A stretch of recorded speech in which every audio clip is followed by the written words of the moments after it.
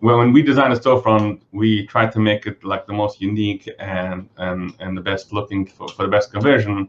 Because right now, I mean, it's pretty new, so that's why it's not so picked up yet. Like not every customer knows about the storefront. I mean, we sellers are very familiar with it, but regular customers, they don't know that they have to go into the brand name and really go through the storefront. Because after all, when you go on Amazon, you're looking for something. You're not looking only on one brand, and you want to go through it. You have time to go through their storefront and all the pages, because they have to go through so many listings in order to choose one.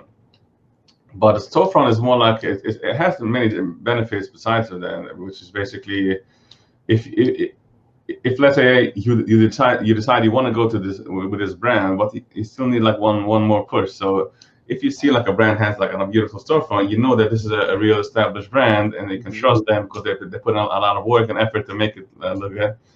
And also all those benefits that Amazon keeps on adding, like the posts and the following. You know, it sounds like they want to turn it into like another social media shopping site, I guess.